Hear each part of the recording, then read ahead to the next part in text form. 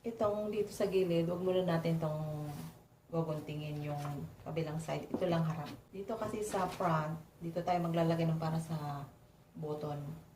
Kaya lagyan natin ng level para hindi tayo dito. Back. Front. Tupiin lang natin yung gilid dito. Huwag muna natin putulin yan. Yan. Ito yung magiging center line natin para sa front. Yan, ganyan. Ngayon, itatransfer na lang natin yung sukat dito, guys.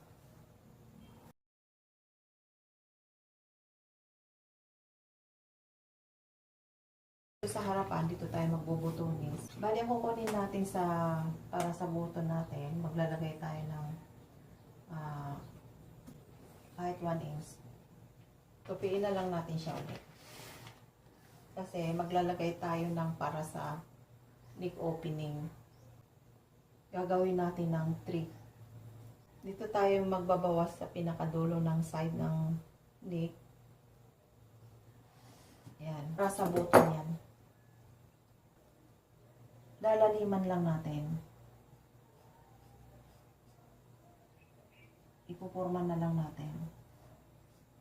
Yan. Kailangan mas malalim. Malalim ang front. Yan. Okay na yan, guys. Ito na yung front natin. Ngayon, guys, ay gagawa tayo ng sleeve. Bali, yung armhole niya, kalahati ay 6.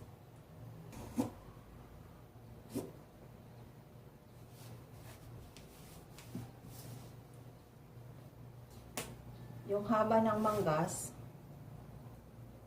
6.5.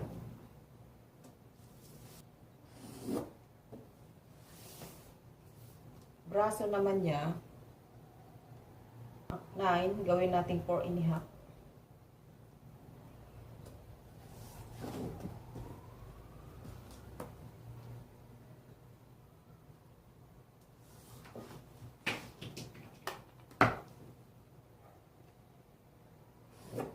Sa lalim, guys, gagawin nating 4.5 ang lalim.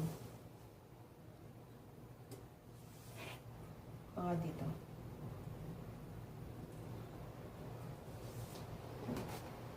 Guhitan natin.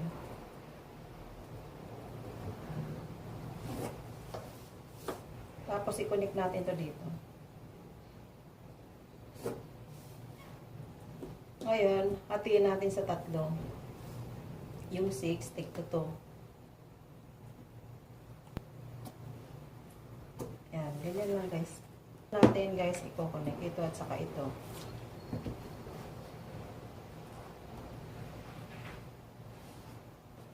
Tapos ito at saka itong nasa baba.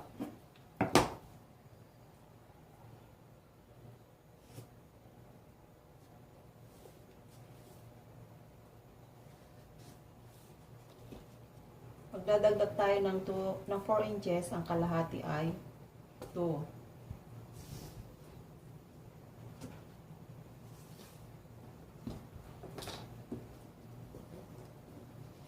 Ngayon, guys, i-fold natin siya. Dito na tayo magpo-fold. Gawa nung dinagdagan natin. Taas na lang natin yung fold. Dito sa braso niya, magdadagdag tayo ng mga half inch lang. Half inch. Yan, buhit natin. Ganyan na siya, guys.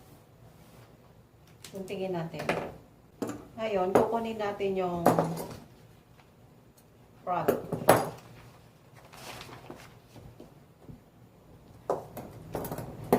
Ito, ikukurtihan na lang natin yan.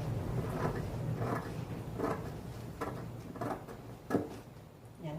Sadyan talagang medyo mahaba ng konti dito, guys. Itong front.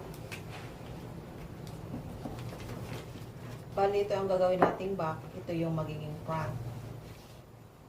Kurtihan na lang natin siya, guys. Para magkaroon siya ng lalim.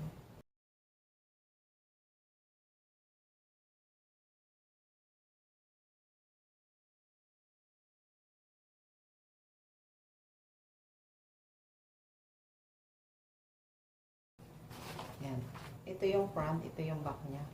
Mas malalim yung dito. Bali, gaganyan yan. Tinahin natin. Tapos dito rin siya maglalagay din tayo ng parang shearing dito. Ganyan lang guys. Next natin gagawin ngayon yung collar guys. Ito, itutupin na lang natin to. Mga 18 by 12, okay na yan.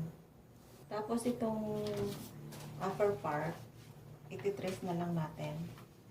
Unahin natin yung back.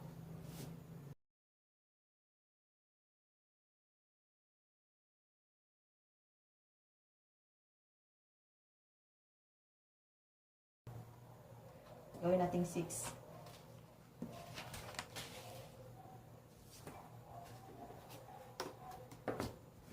Guhitan natin. Ito sa balikat. Ang ilalagay natin dito, gawin natin siyang 3. Tapos dito, gawin natin 5.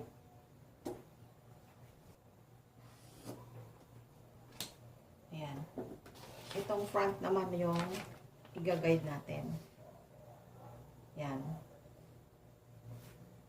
Iti-trace na lang natin guys, simula dito.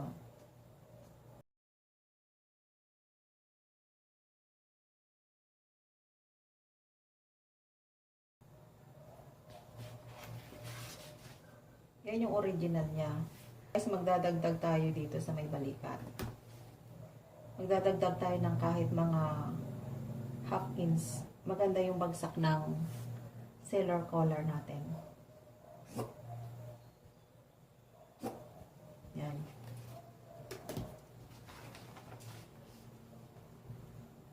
Ito na ngayon yung i-guide natin.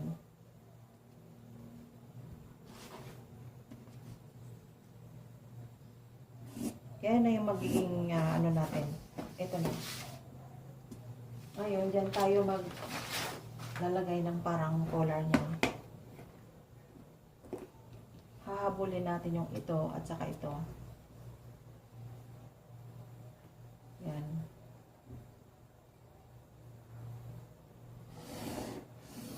Yan na guys. Ito na yung collar niya.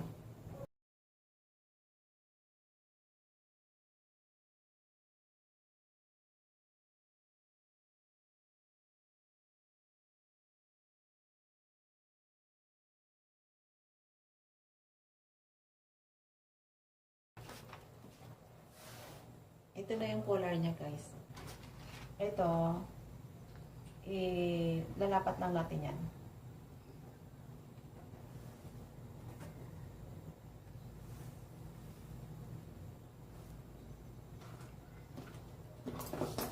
Baling sukat natin, 1.5.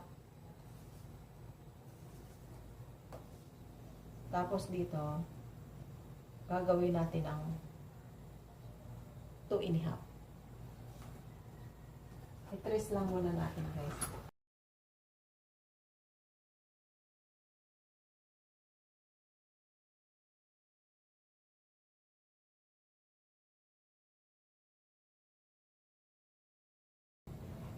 Mga 2.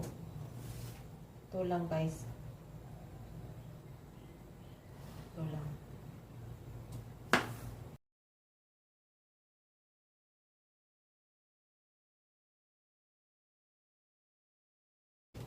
Ito na guys, yung sa piecing.